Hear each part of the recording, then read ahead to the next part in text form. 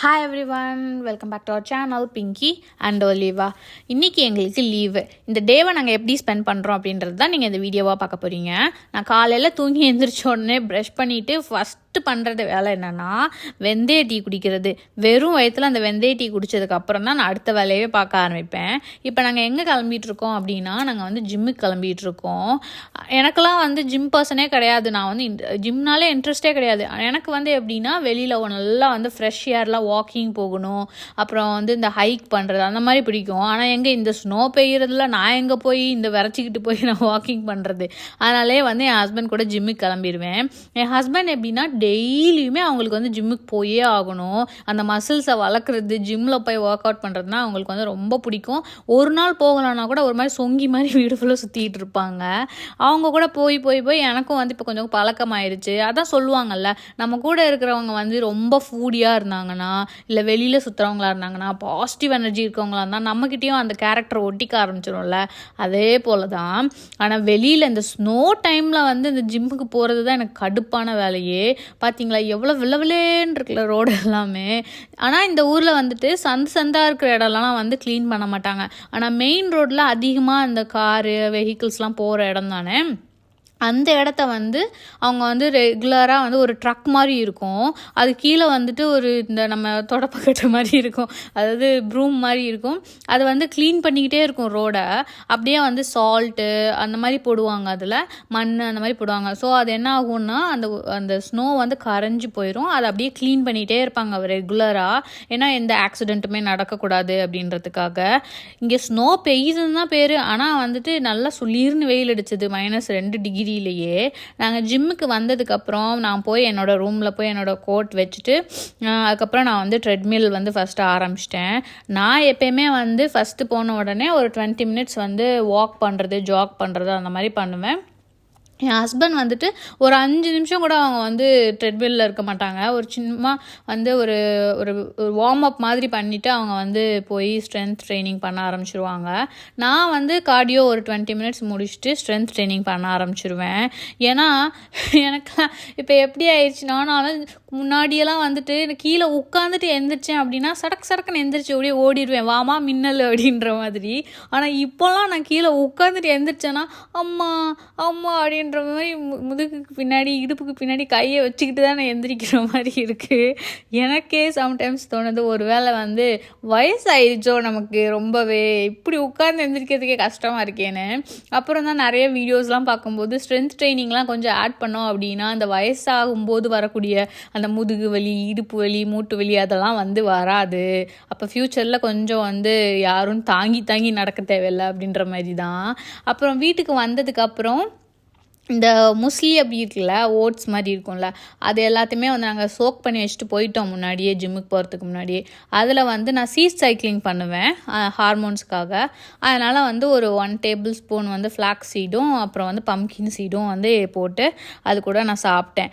இப்போது நான் அங்கே போய் நின்றுட்டு பார்த்துட்டு இருந்தேன்ல வெளியில், என்ன அப்படின்னா எவ்வளோ பச்சை பசேன்னு இருந்த கார்டன் வந்து எப்படி ஆயிருக்கு பாருங்களேன். நம்ம ஊர்லலாம் அதிகமாக தண்ணி ஊற்றினாலே செடியெல்லாம் செத்து போயிடும். இங்கே இவ்வளோ ஸ்னோ பெஞ்சாலும் செடியெல்லாம் குச்சியாக நிற்கிதே தவிர சாகாமல் இருக்கே அப்படின்னு சொல்லி பார்த்துட்டு இருந்தேன். அது மட்டும் இல்லாமல் சம்டைம்ஸ் வந்து நானும் இவங்களும் வந்து பேசிப்போம் இந்த மாதிரி, அதாவது ஃப்ரீயாக ஏதாவது சாப்பிட்டுட்ருப்போம்ல. அந்த டைமில் நாங்கள் முன்னாடி இங்கெல்லாம் வந்து வீட்டு வந்து வாடகைக்கு எடுத்துகிட்டு இருந்தோம். அந்த வாடகைக்கு எடுத்த டைம்லாம் வந்துட்டு ஆணி அடிக்கக்கூடாது, எதுவும் ஒட்டக்கூடாது. அதுக்கப்புறம் வந்துட்டு ஒவ்வொரு தடவையும் நாங்கள் வாடகை வீடு மாறும்போது, ஏன்னா 1 வருஷத்துக்கு மேலே நம்ம இருந்துட்டோம் அப்படின்னா இங்கே வந்து நிறைய ஏதாவது டேமேஜ் பண்ணால் நிறைய காசு நம்ம அட்வான்ஸ் கொடுக்க மாட்டாங்க. அதனால 1 வருஷத்துக்கு மேலேனா நாங்கள் டக்குன்னு வீடு மாறிட்டே இருப்போம். அப்படி 2 வருஷமாக வீடு மாறினோமா, எங்களுக்கு வந்து எனக்கெலாம் ரொம்ப டயர்டாகிடுச்சு. ஏன் அப்படின்னா ஒவ்வொரு தடவையும் நம்ம வீடை ஷிஃப்ட் பண்ணும்போது தான் தெரியுது எத்தனை பொருட்கள் தேவையில்லாததெல்லாம் கொண்டு வந்து வீட்டுக்குள்ளே குமிஞ்சு வச்சுருக்கேன் அப்படின்னு. ஏன்னா ஒவ்வொரு தடவையும் நாங்கள் வாங்கும்போதெல்லாம் அது தெரியவே மாட்டிருக்கு, வீட்டுக்கு தேவையானது தானே நம்ம வாங்குகிறோம் அப்படின்னு. ஆனால் வீடு ஷிஃப்ட் பண்ணும்போது ஐயோ இவ்வளோத்தையும் எப்படி தூக்குறதுன்னு ஒரு ட்ரக் மாதிரி ஒன்று வச்சு தான் நாங்கள் தூக்கிட்டு போய் ஷிஃப்ட் பண்ண வேண்டியதாக இருக்குது. அதனாலே நாங்கள் கடைசியாக நாங்கள் பேசிக்கிட்டோம், இனிமே நாங்கள் வந்து வீடியோ மாறுறோம் அப்படின்னா கண்டிப்பாக அது சொந்த வீடாக தான் இருக்கணும் அப்படின்னு. அதே மாதிரி கடவுள் கிருபையால் நாங்கள் வந்து ஒரு சொந்த வீடுக்கு வந்துட்டோம். இதைத்தான் நான் அங்கே அந்த ஜன்னல் பக்கத்தில் நின்று நான் யோசிச்சுட்டு இருந்தேன். சரி, வீட்டில் எல்லாம் முடிச்சுட்டு சாப்பிட்டுட்டு ஒரு சின்ன குட்டி பிரேக்ஃபாஸ்ட் தானே எடுத்துக்கிட்டோம். அதனால் எங்களுக்கு பயங்கரமாக பசி எடுக்க ஆரம்பிச்சிருச்சு. ஒரு சின்ன போஸ்ட் ஆஃபீஸ் வேலையெல்லாம் இருந்தது. அதனால் நாங்கள் வந்து குளிச்சு கிளம்பி வெளியில் வர ஆரம்பிச்சிட்டோம். ஏன்னா வந்து வெளியிலையும் சாப்பிடணும், லன்ச் வெளியில் எடுத்துக்கலாம் அப்படின்னு. ஏன்னா இங்கெல்லாம் வந்து போஸ்ட் ஆஃபீஸ்க்கு ஏதாவது லெட்ரு வருதுன்னு வச்சுக்கோங்களேன், நம்ம வீட்டுக்கெல்லாம் நம்ம ஊரில் வந்து வாசலில் வந்து போஸ்ட்மேன் வந்து கொடுப்பாங்க, இது உங்கள் நேம் தானே, இது உங்கள் அட்ரஸ் தானே, இந்தாங்க அப்படின்னு. இங்கெல்லாம் வந்துட்டு வெளியில் இருக்கிற போஸ்ட் ஆஃபீஸ் அந்த பாக்ஸ் இருக்கும், அந்த பாக்ஸில் வந்து ஒரு ஸ்லிப் மாதிரி போட்டு போயிடுவாங்க. அந்த ஸ்லிப்பை எடுத்துகிட்டு போய் நம்ம வந்து கேட்கணும், இந்த மாதிரி போஸ்ட் ஆஃபீஸ்க்கு போய் நம்ம வாங்கிக்கிட்டா மட்டும்தான். அதுவும் 14 நாளுக்குள்ளே நம்ம வாங்கினாதான், இல்லைனா அதையும் ரிட்டர்ன் அனுப்பிடுவாங்க. போஸ்ட் ஆஃபீஸ்லேயே நம்மளுக்காகவே இதை காத்துட்டு வச்சுக்கிட்டு இருக்க மாட்டாங்க. அதனால் நாங்கள் வந்து போஸ்ட் ஆஃபீஸ் வேலையெல்லாம் முடிச்சுட்டு நாங்கள் வந்து சாப்பிட போயிட்டோம். முன்னாடிலாம் பார்த்திங்கன்னா நாங்கள் சாப்பிடணும் அப்படின்னாலே வந்து இந்தியன் ரெஸ்டாரண்ட்டுக்கு தான் போவோம். ஏன் அப்படின்னா வயிறு ஃபுல்லாகும், ஏன்னா நிறைய சாப்பிட்ற மாதிரி இருக்கும். ஆனால் இப்போலாம் வந்து நான் என்ன ஒரு காஷியஸாக ப்ரோட்டீன் நிறைய எடுத்துக்கணும், காப்ஸ் வந்து கொஞ்சமாக சாப்பிட்ணும் அப்படின்றதுனால நான் டர்க்கிஷ் ரெஸ்டாரண்ட்டுக்கு போய் கொஞ்சமாக அந்த கிரில்லு அப்புறம் வந்து புல்கூர் அந்த மாதிரி கொஞ்சம் எடுத்துக்கிட்டேன். என்னதான் நமக்கு என்ன வேணும் அப்படின்னு ஆர்டர் பண்ணி நம்ம சாப்பிட்டாலும் மற்றவங்க பிளேட்டில் என்ன இருக்குது அப்படின்றத பார்த்து அவங்கக்கிட்டேருந்து பிடிங்கி சாப்பிட்றது ஜாலியாக இருக்கும்ல. என் ஹஸ்பண்ட்கிட்டே இருக்கிற ஃப்ரைட் ரைஸையும் நான் கொஞ்சம் கொஞ்சம் சாப்பிட்டேன், அவங்களும் என்கிட்ட இருக்கிற கிரில்லையும் சாப்பிட்டு ஷேர் பண்ணிவிட்டு நல்லா ஜாலியாக இருந்தது. அந்த ஒரு மொமெண்ட்டே வந்து ரொம்ப ரிலாக்ஸிங்காக இருந்தது. ஏன்னா இன்னும் கிறிஸ்மஸ் டெக்கரேஷன்ஸ்லாம் வந்து இன்னும் எடுக்கவே இல்லை, ரிமூவ் பண்ணல. நியூ இயர் முடிஞ்சிச்சு, இன்னுமே அவங்க வந்து வச்சுருக்காங்க. அந்த ஆம்பியண்ட்டில் நம்ம வந்து உட்காந்து வெளியில் சாப்பிடும்போது நல்லா ரிலாக்ஸ்ஃபுல்லாக இருந்தது. சாப்பிட்டு முடிச்சுட்டு எனக்கு வந்து ரொம்ப நாளாக வந்து அந்த நண்டு சாப்பிட்ணுன்னு ரொம்ப கிரேவிங்ஸாக இருந்ததா, சரி நம்ம நண்டு வாங்க போகலாம் அப்படின்னு இங்கே ஒரு ஏஷியன் டவுனில் வந்து நண்டு வாங்க போயிருந்தோம். முன்னாடி எங்கள் வீடியோலாம் பார்த்துருந்தீங்கன்னா தெரியும், நாங்கள் கிட்டத்தட்ட ஒரு 6 கிலோ நண்டு 5 கிலோ நண்டை வந்து நம்ம ஊர் காசுக்கு 3000-4000த்துக்கே வாங்கிடலாம். இங்கே நல்ல பெரிய பெரிய நண்டாக இருக்கும், ப்ளூ கலரில் சூப்பராக இருக்கும். அந்த நண்டு டேஸ்ட்டுமே சூப்பராக இருக்கும், உயிரோடு இருக்கிற நண்டாக இருக்கும். அந்த நண்டு வாங்கணும் அப்படி தோணுச்சு எனக்கு. போய் பார்த்தா அவங்க வந்து இந்த சிலந்தி பூச்சி இருக்குல்ல, ஸ்பைடர், அந்த சைஸில் இருக்கிற நண்டு காமிச்சாங்க. குட்டி குட்டி குட்டி குட்டியாக இருந்தது. என்னடா இது இத்தனோண்டு இருக்குது, இந்த நண்டு நான் இப்போ எப்படி சமைச்சு சாப்பிட்றது, ரசம் வைக்கிறதா இல்லை பொரியல் பண்ணுறதானே தெரியல, எனக்கு பார்க்கவும் பிடிக்கல. அதனால் வந்துட்டு சரி பெரிய நண்டு எங்கே இருக்கான்னு கேட்டேன். அவங்க சொன்னாங்க இல்லைம்மா அது வந்து சீசனுக்கு தான் வரும், அடுத்த சம்மருக்கு தான் அப்படின்ட்டாங்க. அதுக்கு இன்னும் 4 மாதம் 5 மாதம் இருக்கே. ஐயோ அது வரைக்கும் நண்டு கிடையாதா, நம்ம ஊராக இருந்தால் எப்போனாலும் நமக்கு நண்டு கிடைக்குமே அப்படின்னு ஒரு மாதிரி கஷ்டமாக இருந்தது. சரி ஓகே நம்ம போய் இந்தியன் வெஜிடபிள்ஸ்லாம் வந்து வீட்டில் காலி ஆயிடுச்சா, கொஞ்சம் கூட இல்லை, அதனால் சரி போய் வாங்க போகலாம் அப்படின்னு போயிட்டோம். எனக்கு வந்து எப்படின்னா நம்ம ஊர் காய்கறி, அதாவது சோரக்காய் பாவக்காய் இந்த மாதிரி காய்கறி சாப்பிட்டா தான் ஏதோ உயிர் வாழ்கிற மாதிரி ஃபீல் ஆகும். அதாவது நம்ம ஹோம் ஃபீல் கொடுக்கும். நம்ம வெளிநாட்டில் இருக்கோம் அப்படின்ற ஃபீல் இருக்காது. நம்மளுக்கு பிடிச்சதெல்லாம் வந்து நம்ம ஊரில் சாப்பிட்ட சாப்பாடு எல்லாம் நம்ம சமைச்சு சாப்பிடும்போது ஒலிவருக்கு எப்படின்னா எதுவாக இருந்தாலும் ஓகே, இந்தியன் சாப்பாடாக இருந்தாலும் ஓகே, இல்லை இங்கே போலிஷ் ஃபுட்டாக இருந்தாலும் சரி ஓகே, இல்லைனா அவங்க நாட்டு சாப்பாடாக இருந்தாலும் ஓகே, நமக்கு வந்து நம்ம ஊர் மசாலா நம்ம ஊர் காய்கறி அந்த மாதிரி.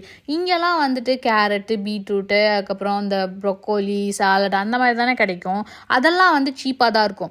ஆனால் நம்ம ஊர் காய்கறி அதெல்லாமே வந்து இம்போர்ட்டட் தானே, நம்ம ஊர்லேருந்து நம்ம நாட்டிலேருந்து கொண்டு வந்து இல்லை வேறு நாட்டிலேருந்து விளைய வச்சு கொண்டு வந்து அதை இங்கே விற்கும்போது கொஞ்சம் காஸ்ட்லியாக இருக்கும். அதுவும் இல்லாமல் எனக்கு மசாலாலாம் தேவைப்பட்டுச்சு கொஞ்சம், அதுவும் வந்து வாங்கியிருந்தேன். ஒருத்தவங்க கூட கமெண்ட்டில் கேட்டிருந்தாங்க எவ்வளோ வந்து சிஸ்டர் அங்கே எக்ஸ்பென்சஸ் ஆகும் அப்படின்னு. அதாவது எங்கள் 2 பேர் அப்படின்னும் போது மந்த்லி எங்களுக்கு வந்து கிட்டத்தட்ட நம்ம ஊர் காசுக்கு 50,000 கிட்ட செலவாகும். ஏன் அப்படின்னா நான் வந்து நம்ம ஊர் காய்கறி எல்லாம் வாங்குவேன், நம்ம ஊர் அரிசி பருப்பு அதுக்கப்புறம் வந்து கோதுமை காய்கறி எல்லாம் வாங்குவேன். அது மட்டும் இல்லாமல் அந்த 50,000த்துக்குலாம் நாங்கள் வெளியில் எவ்வளோ வந்து ரெஸ்டாரண்ட் ஃபுட்டு சாப்பிட்றோம் அப்படின்றத பொறுத்து தான். ஏன்னா நாங்கள் 2 பேருமே வந்து சம்பளம் வந்த உடனே நாங்கள் வெளியில் போய் சரி இவ்வளோ நாள் நம்ம வந்து கஷ்டப்பட்டு வேலை பார்த்துருக்கோம், இப்போ சம்பளம் வந்துருச்சு, நமக்கே வந்து நம்ம ட்ரீட் வச்சுக்கிறோம் மாதிரி அதுக்கு ஒரு தடவை வெளியில் சாப்பிடுவோம். இல்லை எனக்கா ஒரு நாள் வந்து ரொம்ப போர் அடிச்சிருச்சு, நம்ம சாப்பாடே சாப்பிட்டு சரி இன்னைக்கு சமையலுக்கு லீவ் விட்டுருவோம் அப்படின்ட்டு வெளியில் போய் சாப்பிடுவோம். ஸோ அந்த மாதிரின்னும் போது கொஞ்சம் காசு வந்து எக்ஸ்ட்ரா ஆகும். ஆனால் காய்கறி அந்த மாதிரின்னும் போதே வந்துட்டு கொஞ்சம் எக்ஸ்பென்சஸ் வந்து கொஞ்சம் ஜாஸ்தியாக தான் இருக்கும் நம்ம இந்தியன் கடையில் வாங்குறத பொறுத்து. ஏன்னா இப்போ நான் வந்து இந்த கவர் ஃபுல்லாக நான் வாங்கியிருந்தேன், இந்த திங்ஸ் மசாலா காய்கறி எல்லாம் இது மட்டுமே வந்து நம்ம ஊர் காசுக்கு 5,000 ஆச்சு. 5,000 போது நம்ம ஊர்லலாம் எவ்வளோ பொருள் வாங்கிடலாம் பலசரக்கு எல்லாமே. ஆனால் இங்கே வந்து இதை 1 வாரத்துக்கு 2 வாரத்துக்கு அவ்வளோதான். அதுக்கு மேலே நம்ம யூஸ் பண்ண முடியாது. அதனால தான் வந்து ரொம்ப காஸ்ட்லியாக இருக்கும். நம்ம பொறுத்து தான். ஏன்னா நம்ம ஊரில் வந்துட்டு காய்கறியெல்லாம் வந்து கூறு 10 ரூபா, கூறு 20 ரூபான்னு விற்பாங்க எங்கள் ஊர்லலாம். இங்கே வந்து இம்போர்ட் பண்ணி இங்கே விற்கிறாங்க மசாலா இது எல்லாமே. அதனால தான் இங்கே ரொம்ப ஜாஸ்தி. நாளைக்கு வந்து பப்ளிக் ஹாலிடே, கடை எல்லாமே க்ளோஸ்டாக இருக்கும், லீவ் தான். அதனால் என் ஹஸ்பண்ட் என்ன சொன்னாங்கன்னா, உங்களுக்கு சிக்கன் பிரியாணி வேணும் அப்படின்னு கேட்டிருந்தாங்க. சரி சிக்கன் பிரியாணிக்கு சிக்கன் வேணும்ல, அதனால் சரி கடைக்கு போயிட்டு சிக்கன் வந்து ஒரு 1 கிலோ எடுத்துகிட்டு, அதுக்கப்புறம் எனக்கு வந்து திடீர்னு ஒரு ஞான உதயம் பிறந்திருக்கு. ஸ்கின்னோட பிஹெச் லெவலை மெயின்டைன் பண்ணணும், ஹார்ஷான கெமிக்கல் எதுவும் போடக்கூடாது அப்படின்ற மாதிரி நான் வந்து பேபி சோப்பு பேபி ஷாம்புன்னு வாங்க ஆரம்பிச்சிட்டேன். என் ஹஸ்பண்ட் வந்து உனக்கு என்ன பைத்தியம் பிடிச்சிச்சா லூஸா நீ அப்படின்னு கேட்டு சிரிச்சிட்டு போயிட்டாங்க. யாரெல்லாம் வந்து பேபி சோப்பு பேபி ஷாம்புலாம் யூஸ் பண்ணுறீங்க அப்படின்னு சொல்லி கமெண்ட்டில் சொல்லுங்கள், என்ன மாதிரி இருக்கீங்களான்னு பார்க்குறேன். எங்களுக்கு வந்து பயங்கர டயர்ட் ஆயிடுச்சு. ஏன்னா இன்றைக்கி ஃபுல்லாக கடை டு கடை அப்படி தான் போய்கிட்டே இருந்தோம். வீட்டுக்கு வந்ததுக்கப்புறம் தான் அப்பாடி அப்படின்ற மாதிரி ஒரு ரிலாக்ஸ்ஃபுல்லாக இருந்தது. நான் என் ஹஸ்பண்ட்டை சொல்லிட்டேன், எனக்கு வந்து டின்னரே வேண்டாம், நான் வந்துட்டு இந்த லாஸ்ட் டைமில் நீங்கள் பார்த்துருந்தீங்க, வீடியோவில் பார்த்துருந்தீங்கன்னா தெரிஞ்சிருக்கும், நான் வந்துட்டு வியட்நாம் கடைக்கு போயிருந்தப்போ மாங்காய் வந்து உப்பு மிளகா அப்படி போட்டு சூப்பராக இருக்கும், அது இனிப்பாகவும் கொஞ்சம் புளிப்பாகவும், அது வாங்கிட்டு வந்திருந்தேன் இன்றைக்கும். அதுவே வந்து நான் சாப்பிட்றேன், ஏன்னா ரொம்ப சாப்பிடக்கூடாது, டயட்டில் இருக்கணும் அப்படின்னு சொன்னேன். அப்புறம் பார்த்தா அவங்க பொறுத்துக்குன்னு என்ன சொல்லிட்டாங்க, நான் சிக்கன் வந்து கிரில் பண்ண போகிறேன் பொட்டேட்டோவோட அப்படின்னு சொல்லிட்டாங்க. எப்படா நம்ம வந்து டயட்டில் இருக்கலாம்னு சொல்கிறோமோ அப்போ தான் என் ஹஸ்பண்ட் வந்துட்டு அது பண்ண போகிறேன் இது பண்ண போகிறேன்னு சொல்லி என் டயட்டேவே வந்து கைவிடுற மாதிரி வச்சுருவாங்க. சரி ஓகே, அப்போ 5 பீஸ் போடுறீங்கன்னா ஒரு பீஸ் சேர்த்து போடுங்க, எனக்கு திடீர்னு சாப்பிடணும் போல் இருந்ததுன்னா நான் சாப்பிடுவேன் அப்படின்னு சொல்லிட்டேன். அதனால சரி ஓகேன்னு அவங்க வந்து கீழே உட்காந்து கிரில் பண்ண ஆரம்பிச்சிட்டாங்க. நான் வெளியில் போயிட்டு வீட்டுக்குள்ளே வந்த உடனே ஃபஸ்ட்டு பண்ணுற வேலை என்னென்னா, மேக்கப் போட்டிருக்கேனோ போடலையோ ஃபேஸை வந்து நல்லா க்ளீன் பண்ணிடுவேன். ஸ்க்ரப் பண்ணி அந்த ஆயிலு டஸ்ட்டு எதுவுமே இல்லாத மாதிரி நான் வந்து க்ளீன் பண்ணி மாய்ஸ்சரைஸ் பண்ணதுக்கப்புறம் தான் என் ஸ்கின்னே வந்து தேங்க்யூ எனக்கு சொல்கிற மாதிரியே இருக்கும். என் ஹஸ்பண்டையும் நான் அதை தான் ஃபாலோ பண்ண சொல்லுவேன். ஆனால் என் ஹஸ்பண்ட் வந்து எப்படின்னா, சரி பொறுமையாக நான் அப்புறமாட்டி பண்ணிக்கிறேன் அப்படின்ற மாதிரி அவங்க விட்டுருவாங்க. நைட் தூங்க போகிறதுக்கு முன்னாடி ஃபேஸ் வாஷ் பண்ணி எல்லாம் பண்ணிவிட்டு வந்து தூங்குவாங்க. ஆனால் அதுக்கப்புறம் வந்து எனக்கு ஒரு மாதிரி பிம்பிள் அந்த மாதிரி இருக்குது அப்படின்னு சொல்லி கதறது. நீங்கள் யாரை மாதிரின்னு சொல்லுங்கள், என்ன மாதிரியே இல்லை அவங்கள மாதிரியா அப்படின்னு. கீழே வந்து என் ஹஸ்பண்ட் வந்து கிரில் பண்ணிகிட்டு இருந்தாங்க. நல்லா வாசனை வந்து மேலே வர ஆரம்பிச்சிருச்சு. நல்லா வந்து ஜடையெல்லாம் பின்னிட்டு சரி கீழே போனோடனே என் ஹஸ்பண்ட் சொன்னாங்க, ஒரு மூவி செலக்ட் பண்ணேன் அப்படின்னாங்க. அதுதாங்க எங்கள் வீட்டிலேயே ஒரு பெரிய போராட்டமே. ஏன்னா அவங்களுக்கு வந்து நல்லா ஆக்ஷன் மூவியாக பிடிக்கும், எனக்கு வந்து இந்த ஹாரர் மூவி, க்ரைம் மூவி, அப்புறம் இந்த ஃபீல் குட் மூவி அந்த மாதிரி பிடிக்குமா. அதனால் 2 பேருக்கும் வந்து செட் ஆகிற மாதிரி ஒரு மூவி பார்க்குறதே வந்து ரொம்ப கஷ்டம். எங்கள் வீட்டில் மூவி வந்து சூஸ் பண்ணுறதுக்கே 1 hour ஆகும். 1 மணி நேரம் நாங்கள் வந்து இது பார்க்கலாமா அது பார்க்கலாமான்னு அதிலே மூவி அந்த பார்க்குற அந்த அந்த அந்த ஃபீலே இல்லாமல் போயிடும். அப்புறம் நான் வந்துட்டு சரி ஓகே அப்படின்னு கடைசியாக ஒரு மூவியை வந்து சூஸ் பண்ணி வச்சுட்டு என் ஹஸ்பண்ட்டை சொன்னேன், சரி எப்போ தான் கிரில்லும் பொட்டேட்டோவும் வரும் அப்படின்னு. அதுக்கப்புறம் அவங்க கொண்டாந்து கொடுத்ததுக்கப்புறம் 2 பேரும் வந்து சாப்பிட்டுட்டு அப்படியே வந்து அழகாக மூவி பார்த்துட்டு ஜாலியாக வந்து இந்த ஈவினிங்கை வந்து ஸ்பெண்ட் பண்ணோம். உங்களுக்கும் இந்த வீடியோ பிடிச்சிருக்கோன்னு நம்புகிறோம். நீங்கள் எப்படி உங்களோட டேஸ், அதாவது லீவ் டேஸை வந்து ஸ்பெண்ட் பண்ணுவீங்க அப்படின்னு சொல்லி கமெண்ட் செக்ஷனில் சொல்லுங்கள். இந்த வீடியோ உங்களுக்கு பிடிச்சிருந்தது அப்படின்னா லைக் பண்ணுங்கள், ஷேர் பண்ணுங்கள், சப்ஸ்கிரைப் பண்ணிக்கோங்க. தேங்க்யூ ஃபார் வாட்சிங்.